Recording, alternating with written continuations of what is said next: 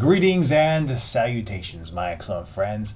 I hope you're having a fantastic day. I need to give a huge thank you to my friend John Fampants for sending this out to me. This is Beer Barrel Bourbon from New Holland Artisan Spirits.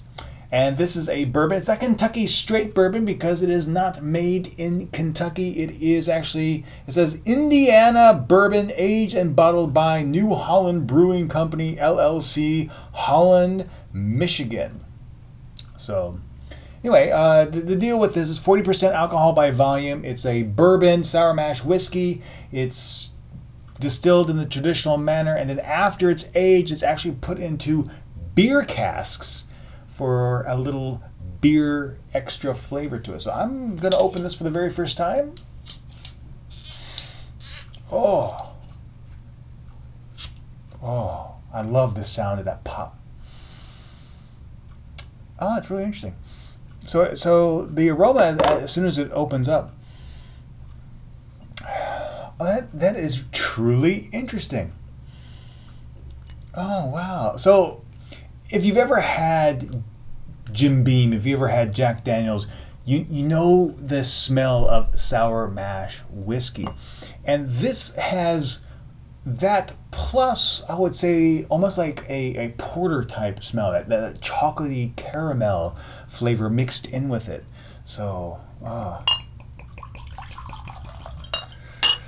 pour that down there. Lovely color, almost golden. Oh.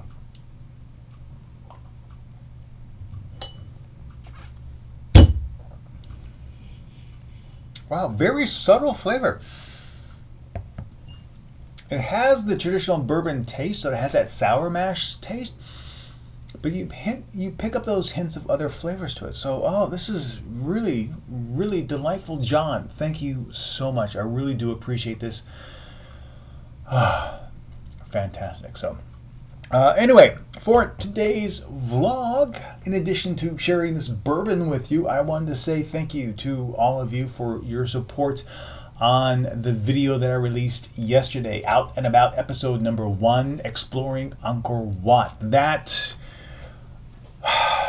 was a tremendous endeavor for me, and I am very pleased with the way it came out. Sure, there's a lot of things I think that could be improved with it, and hopefully as I move down the line with this project, I'll be able to incorporate that into those future videos. But in all, I'm really pleased with it. To give you an idea of how this kind of came about, while we were on vacation, I was trying to think of a new project I wanted to do. Actually, the funny thing was, like, I'm only going to do 2 videos a week when I get back to Korea. And then I decided to make more work for myself because I'm having so much fun. So I came up with this idea for Out and About, a 30-minute travel show about destinations that Joe and I go to and everything involved with it. And I thought Angkor Wat would be the perfect first location to highlight that show. And I was on par to have a 30-minute show. I had an idea of how I wanted everything done. And as I started going through the 8+ hours of footage I shot over the 3.5 days that we were in Siem Reap for Angkor Wat, I knew it just wasn't going to happen. I after the intro section, which was like 4 minutes long, and I shot and edited. Well, I shouldn't say that. I put the rough edit together for day 1 footage of Angkor Wat. I was at 32 minutes, and I was able to cut that way down, but still was tremendously longer than I thought it would be.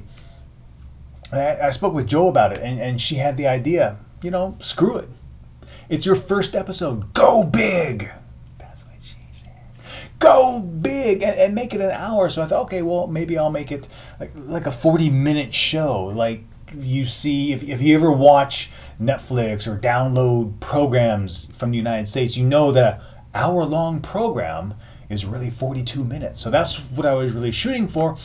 And then as I started putting the other aspects of the show together the other days, I realized that, oh, maybe it's going to be 45, 48.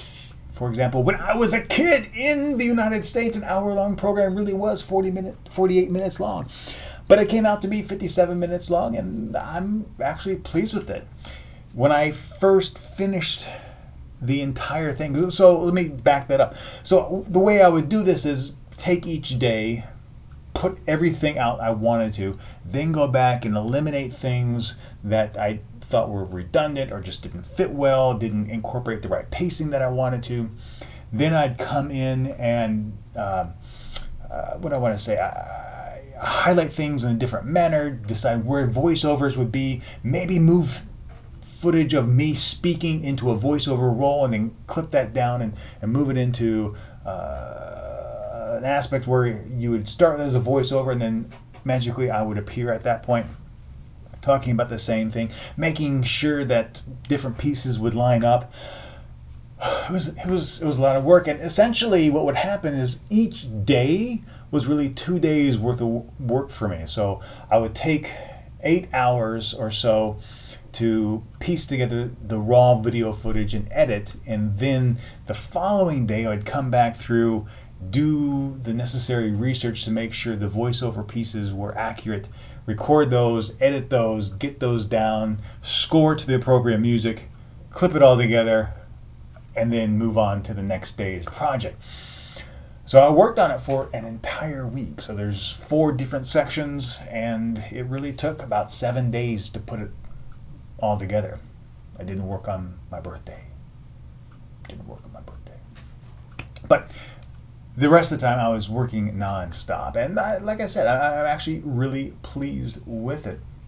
A couple of interesting things about this, just in case you want to know how I made the video.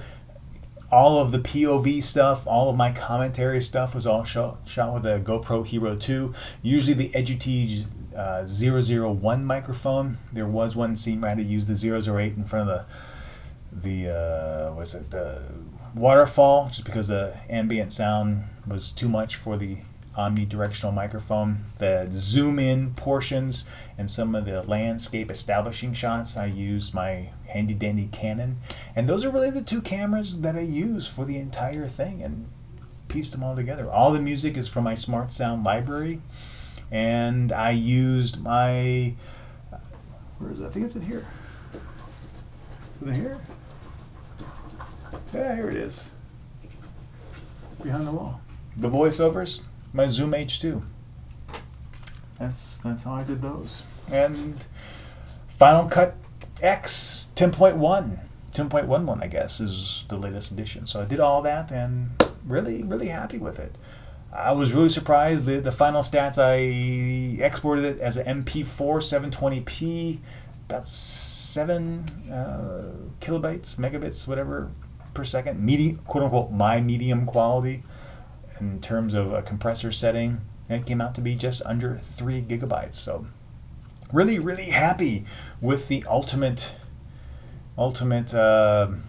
product there. Really did enjoy it. It was a fantastic experience, and I meant everything I said in the conclusion about this is a place I would love to go back again. During the time there, we just had, it was so breathtaking, so amazing to go there. I love going through Southeast Asian temples, and having Hindu temples and Buddhist temples within the same archaeological park was thrilling to see the different carvings and reliefs. And especially Angkor Wat itself, being a Hindu and Buddhist temple, was simply an amazing place to go. I really hope that Joe and I have the opportunity to go back there again. So that's a little bit about that video, but really just thank you for all your support and the shares that I've gotten out of it. You guys are awesome. I love your support, and what I hope to do with this is, of course, use this as a tool to help me become a better storyteller, and also share with people in the travel industry and in the tourism industry to kind of give an example of things that I can do as a host, because that was a joy for me back in 2013, hosting shows for Arirang Television. I really enjoyed that opportunity, and I had a blast doing it, and I want to do that more. So anyway, I'm going to finish this bourbon. Again, John, thank you. This is phenomenal stuff. I really do enjoy it.